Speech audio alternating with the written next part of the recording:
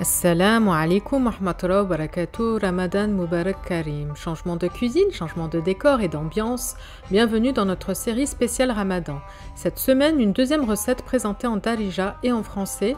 Aujourd'hui, nous vous présentons la recette de krachel. Ces petits pains au lait seront présents sur la majorité des tables du Maghreb durant ce mois de Ramadan. Sans plus attendre, nous allons commencer. Vous aurez besoin des ingrédients suivants.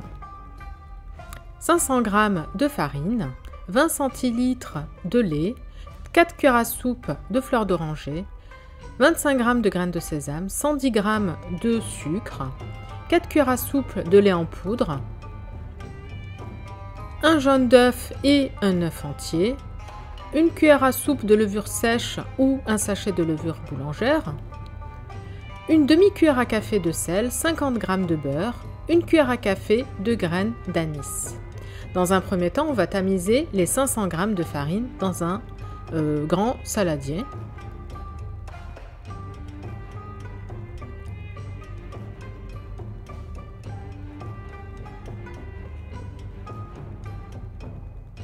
Ensuite, on va parsemer le lait en poudre, donc environ 20 g de lait en poudre. Ensuite, on va ajouter les 110 g de sucre en poudre. On ajoute ensuite une demi-cuillère à café de sel. On ajoute ensuite les 25 g de graines de sésame grillées. On ajoute donc l'anis, donc une cuillère à café de graines d'anis. Donc tous les ingrédients secs. On ajoute ensuite le beurre, donc 50 g de beurre qu'on a coupé en petits morceaux.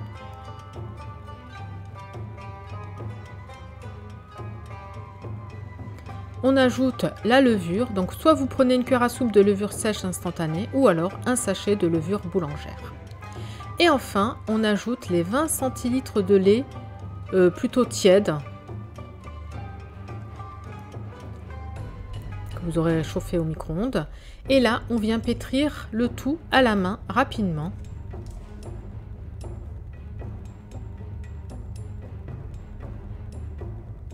Alors, on a mis de côté un peu d'eau si jamais on avait besoin de ramasser la pâte.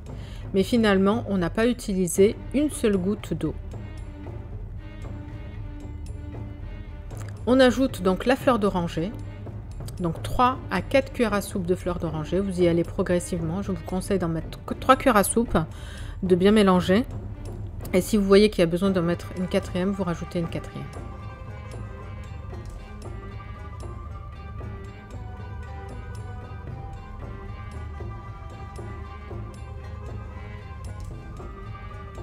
Ensuite, on va casser un œuf entier.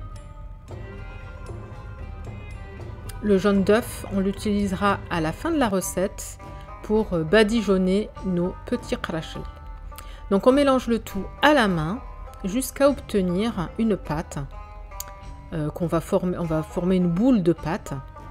Alors la pâte va être très collante, mais ne vous inquiétez pas, le temps de repos va la rendre facilement malléable pour la suite. Donc là, ce qu'on fait, on mélange bien tous les ingrédients entre eux, on le fait à la main. Après, si vous préférez travailler au robot, bien entendu, vous pouvez le faire au robot. Nous avons choisi de le faire à la main pour que toutes les personnes puissent réaliser cette recette, même celles qui ne possèdent pas de robot. Donc on travaille la pâte rapidement, vous voyez comme ceci, hein. On n'est pas obligé de la pétrir longtemps. L'essentiel, c'est d'essayer de former une boule et de mélanger tous les ingrédients entre eux. Donc là, on voit que l'œuf, il n'est pas encore bien intégré à la pâte. Donc la pâte est très très collante, hein.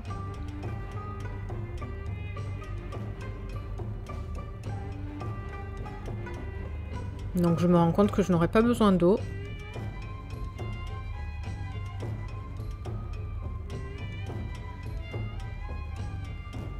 Donc la pâte est collante, elle est souple, c'est ce qu'il faut.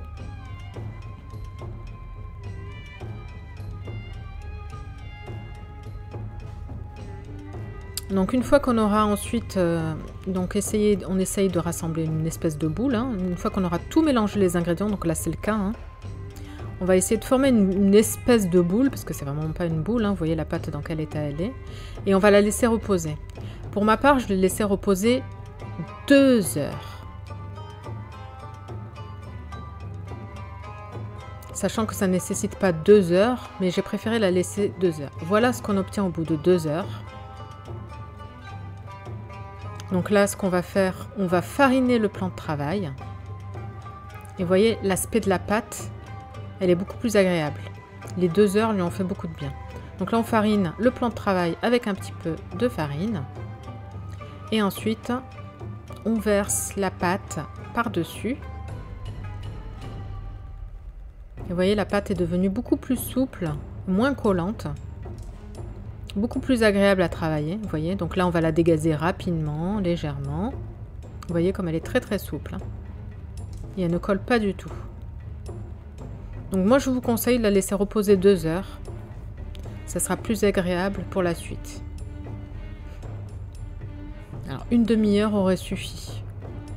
Donc là, on essaye de faire un petit tas.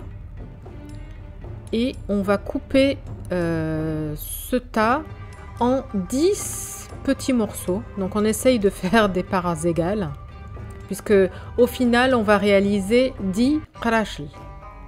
Voilà. Et après chaque petite boule, on va la prendre.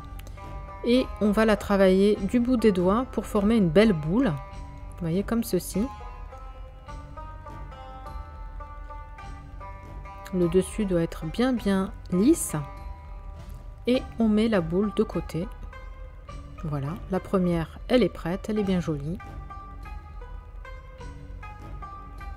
On la met de côté et on fait la même chose pour toutes les boules. Donc le même travail pour les 10 boules. On façonne des petits pains, des petites boules.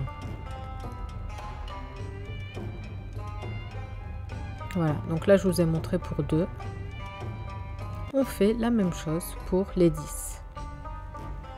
Alors cette recette est vraiment très facile à réaliser. N'hésitez vraiment pas à tester la recette, vous allez adorer. Vous pouvez ensuite consommer les qarashel avec du miel, du beurre et de la confiture, de la pâte à tartiner, du amlou. C'est vraiment un vrai régal. Ça ressemble le goût, en fait, c'est comme du pain au lait, mais c'est aromatisé avec de l'anis et de la fleur d'oranger.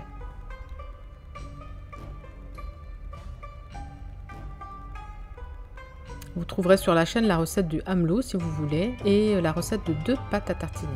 Donc une fois qu'on a façonné les boules, on va les mettre sur une plaque qu'on a chemisée de papier cuisson.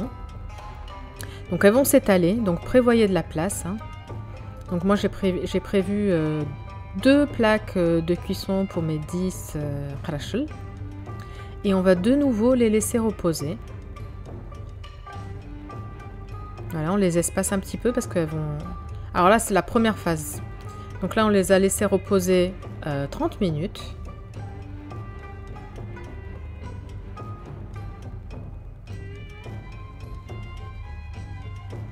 On les a même laissés reposer, on va dire, entre 20 et 30 minutes. Voilà, vous voyez? Donc là, on les sort.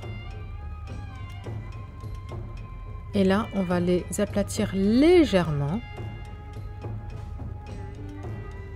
Alors tout à l'heure, j'ai pu mettre tout en fait sur une seule plaque, puisque c'est pas la plaque qui va aller au four. C'est cette phase-là qui est importante, parce que là, après avoir laissé reposer les boules une vingtaine de minutes, on va dire 30 minutes de repos, allez. On les refaçonne, vous voyez, à la main, comme ça. On les aplatit légèrement. Voilà, là, je les ai mis sur 2 plaques, parce qu'elles vont encore s'étaler. Et de nouveau, on les laisse reposer. Cette fois-ci, c'est 20 minutes. Voilà. La première fois, on les laisse reposer. Donc, en tout, on a fait 2 heures. Après, on a fait 30 minutes. Et ensuite, 20 minutes. Maintenant, ce qu'on va faire, on va les badigeonner avec du jaune d'œuf. Donc, on met quelques gouttes de lait. Et une pincée de sel. Et on mélange le tout au pinceau. Voilà, on rajoute une pincée de sel. On mélange le tout au pinceau et là on vient badigeonner chaque krachel au pinceau.